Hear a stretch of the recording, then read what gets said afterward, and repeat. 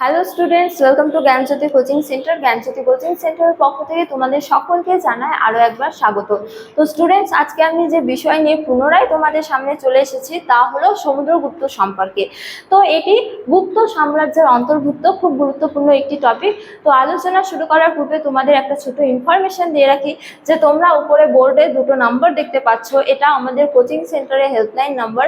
তো আমাদের এখানে তোমাদের অনলাইন ক্লাস নেওয়া হয়, তার সাথে নোটসও প্রদান করা হয়। তো তোমরা যারা আমাদের সাথে যুক্ত হতে চাইছো তারা কিন্তু এই দুটো নাম্বারের মধ্যে যে কোনো একটিতে যোগাযোগ করে আমাদের সাথে যুক্ত হতে পারো। চলো আর দেরি না করে আমরা আজকের আলোচনা শুরু করি। তো আজকের আলোচনা হলো সমুদ্রগুপ্ত সম্পর্কে। তো বলা যায় যে ভারত ইতিহাসে যে কয়েকজন রাজা নিজ ক্ষমতা ও দক্ষতায় এক বিশাল সাম্রাজ্য গড়ে তুলেছিল তার মধ্যে অন্যতম একজন হলেন সমুদ্রগুপ্ত।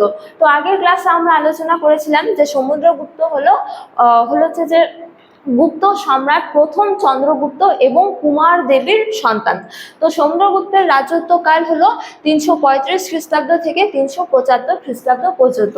অর্থাৎ প্রথম চন্দ্রগুপ্তের মৃত্যুর পর তার পুত্র সমুদ্রগুপ্ত গুপ্ত সাম্রাজ্যের সিংহাসনে বসেন, ঠিক আছে, বা গুপ্ত সাম্রাজ্যের শাসক হন। তো সমুদ্রগুপ্ত সম্পর্কে আমরা কোন কোন উপাদান থেকে জানতে পারি? এক্ষেত্রে বলা যায় যে সমুদ্রগুপ্ত সম্পর্কে এলাহাবাদ প্রশস্তি, তারপরে এরান লেখ, তার আমলের বিভিন্ন স্বর্ণ মুদ্রা, এছাড়া বৌদ্ধ গ্রন্থ আর্যমঞ্জুশ্রী মূলকল্প এবং কালিদাসের রঘুবংশম গ্রন্থ থেকে আমরা সমুদ্রগুপ্ত সম্পর্কে জানতে পারি।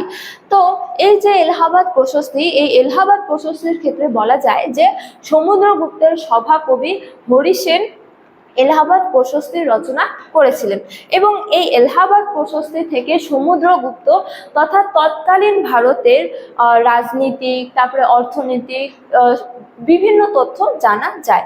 তো এরপর বলা যায় যে এই এলাহাবাদ প্রশস্তির 13 থেকে 14 পংক্তিতে সমুদ্রগুপ্তের উত্তর ভারত অভিযান সম্পর্কে বর্ণনা রয়েছে। এছাড়া এলাহাবাদ প্রশস্তির 19 থেকে 20 পংক্তিতে আবার সমুদ্রগুপ্তের দক্ষিণ ভারত অভিযান সম্পর্কে একাধিক বর্ণনা প্রদান করা হয়েছে। তো বলা যায় যে সমুদ্রগুপ্ত উত্তর ভারত অভিযান করেন এবং উত্তর ভারত অভিযান করে তিনি 9 জন রাজাকে পরাজিত করে সমগ্র উত্তর ভারত নিজ সাম্রাজ্যভুক্ত করেন। তো এই যে 9 জন রাজাকে তিনি পরাজিত করেছিলেন উত্তর ভারতে, তার মধ্যে কয়েকজন রাজা হলো সব ক্ষত্রদের রুদ্রদেব, তারপরে নাগবংশীয় রাজা গণপতি নাগ, এছাড়া হলো যে মথুরার রাজা নাগ সেন, তারপরে অহিত ছত্রের রাজা অচ্যুত এবং উত্তরবঙ্গের রাজাকে নাগ দত্ত। এই কয়েকজন রাজাকে তিনি পরাজিত করেছিলেন। এছাড়া সমুদ্রগুপ্ত উত্তর ভারত অভিযান করার পর কি করেন? দক্ষিণ ভারত অভিযান করেন এবং দক্ষিণ ভারত অভিযান করে তিনি 12 জন রাজাকে পরাজিত করেছিলেন। তো এই 12 জন রাজার মধ্যে অন্যতম কয়েকজন রাজা হলো কোশলের রাজা মহেন্দ্র, তারপরে কাঞ্চির রাজা বিষ্ণুগুপ, কোটরের রাজা স্বামী দত্ত, এছাড়া কেরলের রাজা মন্টরাজ, তারপরে অবিমুক্তের রাজাকে নীলরাজ প্রমুখ, ঠিক আছে।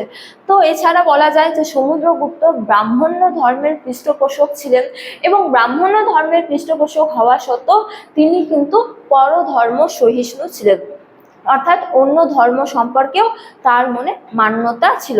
তো স্টুডেন্টস, এই ছিল আজকে আমরা সমুদ্রগুপ্ত সম্পর্কে ছোট্ট একটা আলোচনা।